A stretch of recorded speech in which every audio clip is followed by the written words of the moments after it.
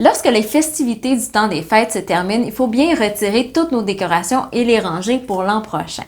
Plusieurs d'entre nous avons 2, 3, 4, peut-être même plus de boîtes que ça pour les décorations, mais c'est déjà bien de tout regrouper et de bien identifier nos bacs.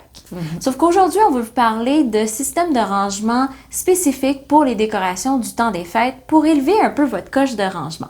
Alors restez avec nous pour les découvrir.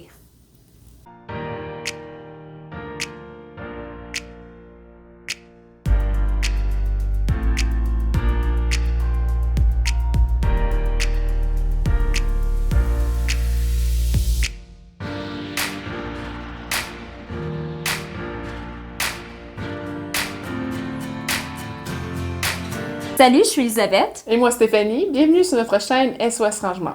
Si ce n'est pas déjà fait, merci de vous abonner à notre chaîne et d'appuyer sur la petite cloche et de nous faire un petit thumbs up si vous aimez cette vidéo. Donc aujourd'hui, on vous partage 5 idées de rangement pour vos décorations de Noël. Le premier rangement, c'est pour protéger les boules de Noël. Il existe des bacs avec des sections compartimentées pour ranger une boule par section. C'est vraiment super, surtout si vos boules sont fragiles et précieuses. Mais si vous désirez avoir une option plus créative, plus à votre façon, vous pouvez utiliser des filtres à café ou des moules à gâteau pour ranger une boule dans chacun. Ou encore, si vos boules sont petites, vous pouvez utiliser des cartons à œufs. Donc, ça peut être une façon plus économique de ranger ça dans vos bacs. Maintenant, comme deuxième rangement, c'est pour protéger et ranger le sapin. Il existe vraiment des sacs faits exprès pour ça. Ça ressemble un peu à des sacs d'équipement de hockey, donc ils sont vraiment très volumineux, mais il y en a de différentes grandeurs, donc grosseur et largeur pour vraiment accommoder dans le fond la grandeur de sapin que vous avez. Ce que j'aime beaucoup de ces sacs-là, c'est qu'il y a aussi des roulettes. Donc, on peut vraiment traîner le sac, l'amener à l'espace de rangement qu'on a besoin. Et certains de ces sacs-là sont aussi renforcés avec du métal ou des barres de plastique sur un des côtés pour vraiment soutenir le poids du sapin. Donc, pensez à ça. Maintenant, le troisième article, c'est pour ranger les couronnes.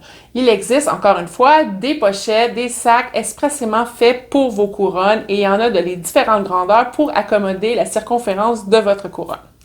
Sinon, vous pouvez tout simplement prendre un crochet et l'accrocher dans votre garage ou dans votre grenier et mettre votre couronne dessus, la couvrir d'une pellicule ou d'un sac de plastique et le tour est joué.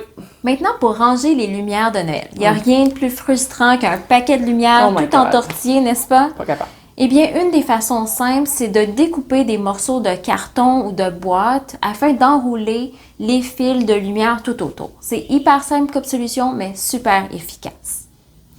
Ensuite, pour ranger les articles d'emballage, on peut aussi les ranger avec les décorations à la fin de la saison. Donc, ces articles sont les rouleaux de papier, les rubans de différentes grandeurs, différentes sortes, les choux de différentes couleurs. Tout ça peut être rangé dans un boîtier ou un peu comme une valisette allongée qui comprend différents compartiments. Donc, on peut mettre des choux dans un compartiment, les rubans dans l'autre. Et il y a aussi des élastiques pour retenir les longs rouleaux de papier d'emballage.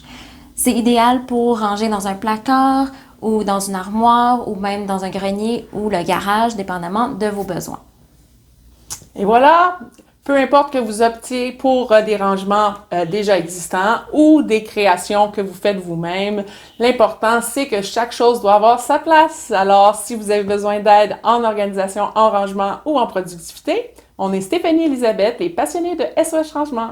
À bientôt! Bye bye!